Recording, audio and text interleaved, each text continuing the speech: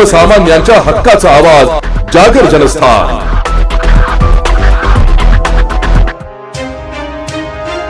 धुळे जिल्ह्यात गेल्या 5 ते 6 दिवसांपासून तापमानाने 44 ते 45 अंश सेल्सिअसचा टप्पा ओलांडल्याने त्याचा थेट फटका कृषी क्षेत्राला आणि बाजारपेठेला बसलाय। या असह्य उन्हामुळे मजुरांनी शेतात काम करण्यासाठी जाणे टाळल्याने भाजीपाला काढणीची कामे पूर्णपणे ठप्प झाली।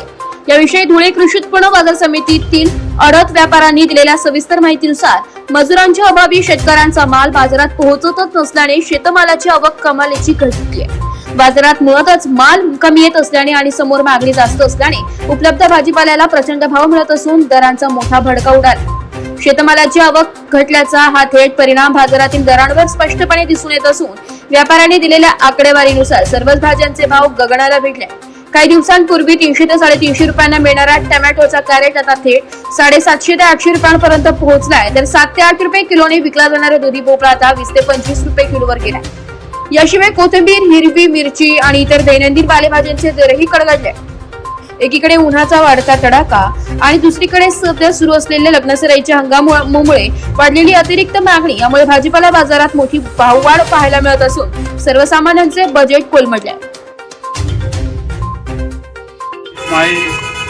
धुळे कृषी उत्पन्न बाजार समितीमधून आडत दुकानदार गेल्या 5-6 दिवसापासून तापमान अत्यंत वाढलेलं असल्यामुळे 44-45 अंश सेल्सिअस तापमान हे धुळे जिल्ह्यामध्ये आहे आणि त्यामुळे शेतकरी अत्यंत आवाजी झालेला आहे। कारण की मजूरच शेतात काम करण्यासाठी जात नसल्यामुळे शेतकऱ्याचा माल मार्केटात येत नाही आहे आणि जो काही माल येतो त्याला प्रचंड भाव या ठिकाणी वाढलेला आहे।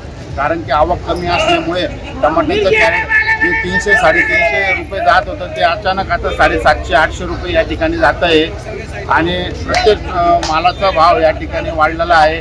दुधी भोपळा 7-8 रुपये जात होता, आता तो 20-25 रुपये किलो जातो आहे। गड्ड्याचं कोथिंबीर, मिरची सर्वच भाव या ठिकाणी गगनाला भिडलेले आहेत। तसंच लग्न सराईचा सुद्धा फटका मार्केटला झालेला आहे।